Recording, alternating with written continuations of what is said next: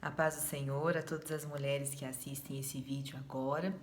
Estamos aqui reunidas com o ciclo de oração da nossa igreja Assembleia de Deus, aqui em Cachoeira Paulista, para meditarmos neste sábado, dia 4 de abril, a palavra do Senhor, a nossa porção, de alimento espiritual, para alimentarmos a nossa fé nesse nosso tempo em casa, às vezes a gente escuta falar pessoas dizendo que estamos enclausurados. Hoje mesmo pela manhã eu escutei uma pessoa falando na televisão que neste momento de pandemia, coronavírus, Covid-19, estamos enclausurados, e usam tantas palavras, para descrever esse momento que estamos passando, de estarmos em casa, termos que estar em casa.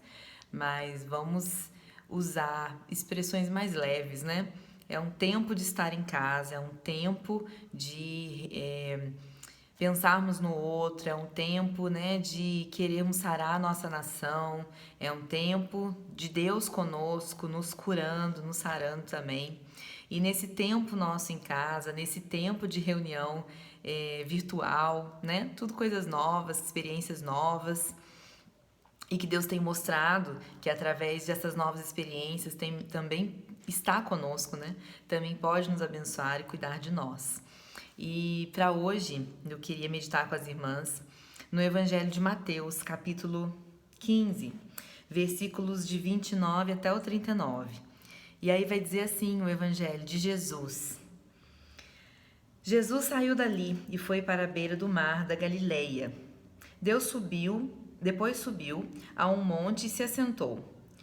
Uma grande multidão dirigiu-se a ele, levando-lhe os aleijados, os cegos, os mancos, os mudos e muitos outros, e os colocaram aos seus pés, aos pés de Jesus. E ele os curou. O povo ficou admirado quando viu os mudos falando, os mancos curados, os aleijados andando e os cegos vendo, e louvaram o Deus de Israel. E nessa primeira parte aqui desse texto que a gente vai meditar hoje, aqui a passagem fala, que Jesus, como sempre fazia, como era do ministério dele, Jesus foi ele estava no lugar, foi para uma outra localidade, à beira do mar da Galileia, subiu a um monte e se assentou, Jesus não ficava atrás das multidões, as multidões que iam atrás dele, E ele se assentou. E aí fala que uma grande multidão dirigiu-se até Jesus, levando-lhe os aleijados. A multidão levava para Jesus quem precisava de cura, A multidão levava para Jesus os aleijados, os cegos, os mancos, os mudos, muitos outros, Muitos outros doentes que precisavam de cura física, de cura emocional, de cura espiritual, levavam até Jesus. Jesus era a fonte da cura, era o médico dos médicos, Era o cientista dos cientistas. Ele sabia a vacina correta, ele sabia o remédio correto, ele era o remédio, E ele é, E a multidão então levava essas pessoas que precisavam de cura até Jesus.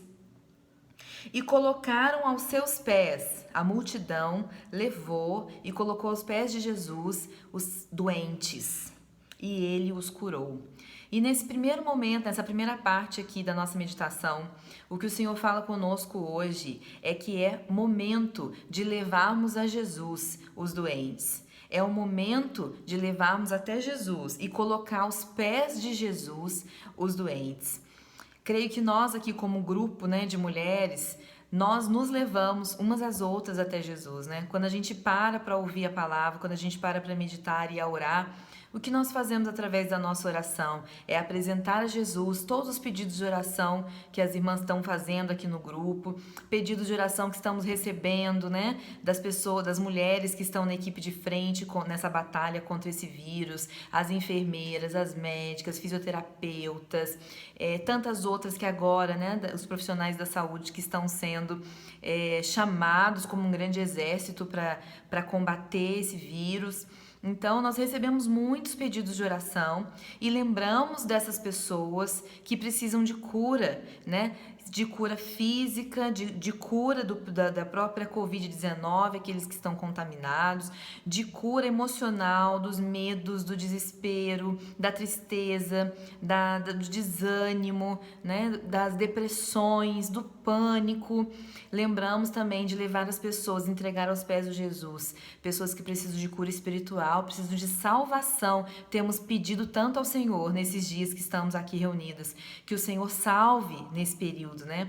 Que o Senhor possa fazer o milagre da salvação, que é o maior milagre da nossa vida, na vida de todas as pessoas do mundo que estão passando por esse estreito, por esses momentos tão difíceis.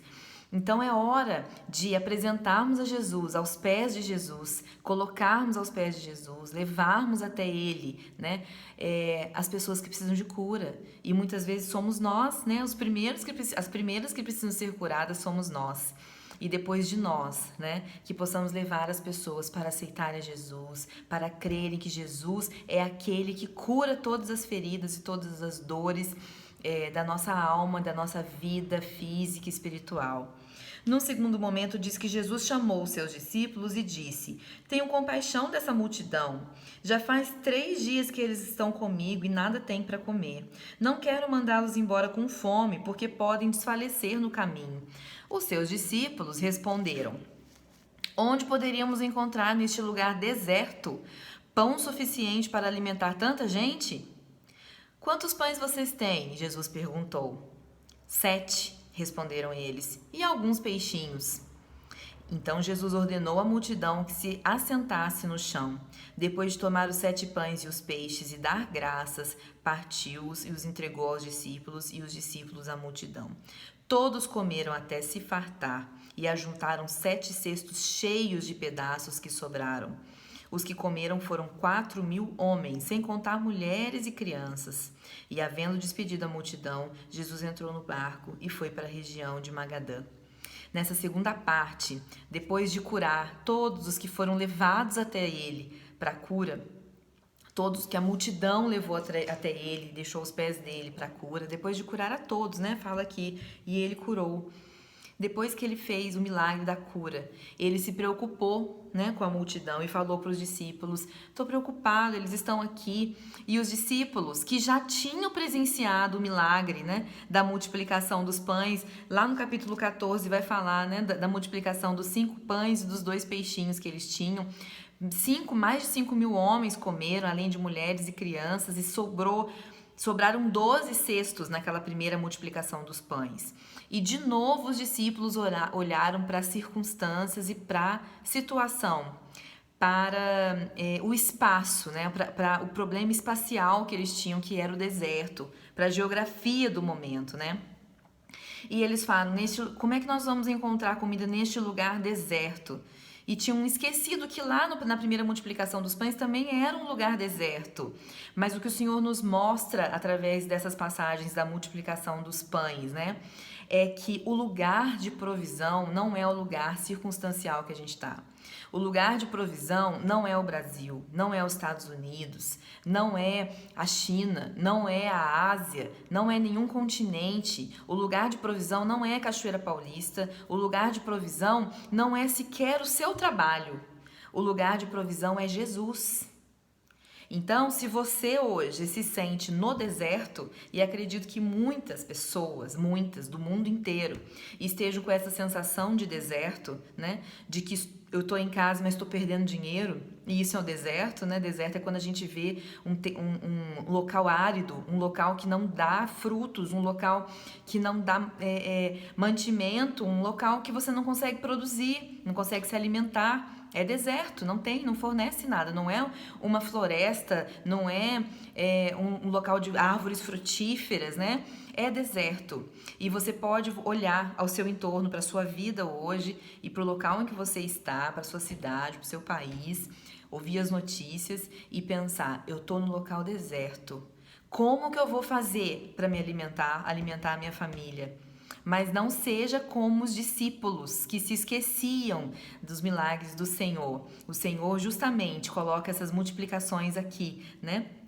essa segunda multiplicação dos pães para mostrar que a nossa tendência é nos esquecermos da provisão que está em Jesus, é nos esquecermos que não tem problema estarmos aonde estivermos, como a Anne falou ontem, ele abre caminho no mar e ele abre caminho no deserto, ele é a fonte de vida e de provisão.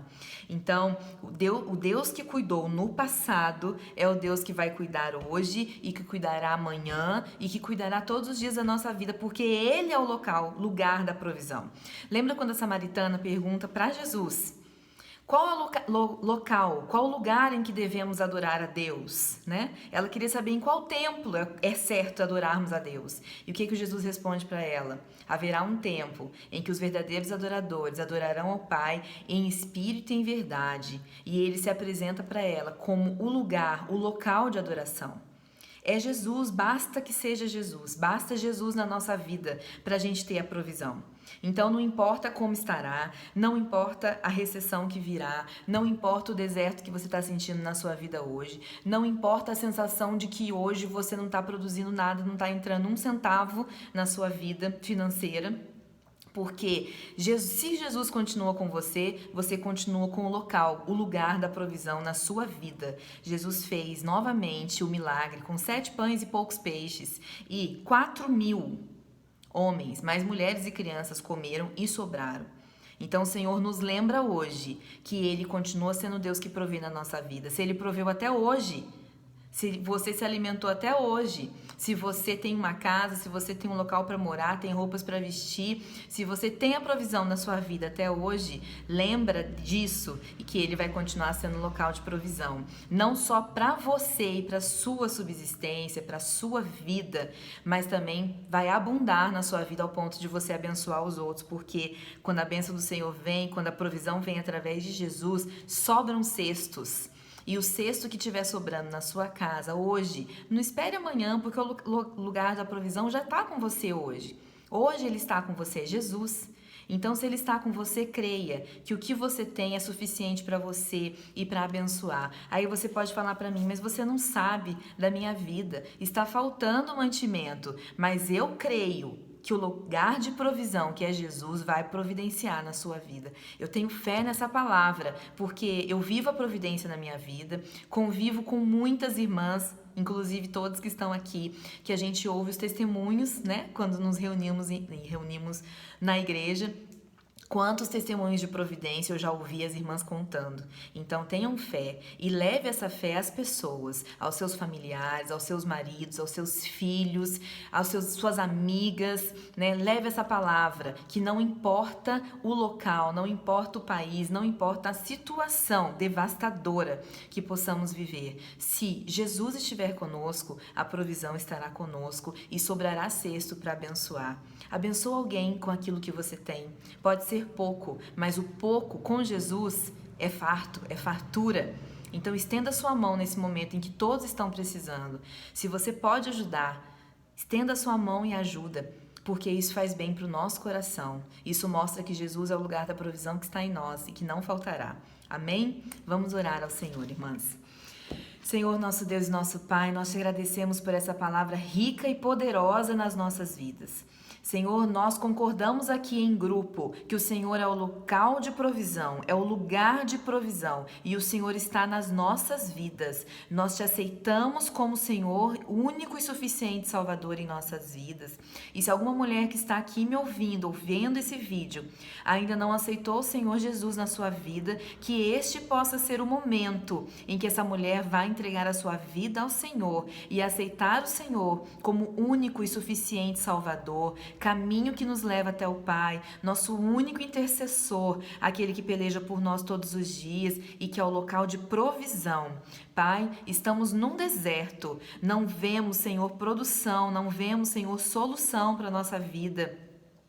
num deserto na questão de saúde, na questão financeira, mas nós cremos que nesse deserto o Senhor vai produzir e vai prover na nossa vida, não só a providência financeira, mas também a providência espiritual, a providência de fé, a providência de alimento espiritual, a providência, Senhor, de equilíbrio emocional, de colocarmos as nossas ansiedades aos seus pés. Sabemos que o Senhor é o Deus que cura as nossas dores físicas, espirituais, emocionais, os nossos problemas, e o Senhor é aquele que provê na nossa vida, não só para nós, mas ao ponto de podermos abençoar outras vidas. Senhor, que os nossos celeiros possam se fartar e que possamos entregar cestos de esperança, de paz, de salvação, de paz na nossa vida, de não vivermos em ansiedade, de esperarmos no Senhor, e também, Senhor, alimento e aquilo que as pessoas precisarem também para esse momento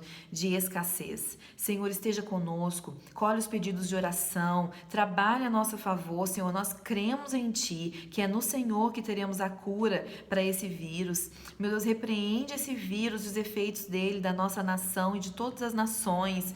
Pai, entregamos esse dia de hoje, os dias que vão vir, que o Senhor possa, em nome de Jesus, Pai, e tirar isso do nosso meio, Senhor, e nos blindar com a sua proteção. Abençoa aqueles que estão na linha de frente, todos os profissionais, Senhor, da saúde, que estão sendo convocados para essa guerra contra esse vírus. Protege, dê força, dê fôlego, Senhor, e disposição para estarem nessa batalha, Senhor. Continua conosco a cada momento e nos ajuda a, neste momento, sabermos e conseguirmos estender as mãos para aqueles que precisam mais do que nós, crendo que o Senhor é quem fartará a nossa vida, o Senhor é quem cuidará de nós. Obrigada, Senhor, pela essa palavra. Obrigada por estar com cada uma das irmãs que estão aqui. Fortaleça cada uma, Senhor, em nome de Jesus, Pai. Ouça as nossas orações, o nosso clamor. Sara a nossa nação, Senhor. Sara as nações desse mundo, Deus.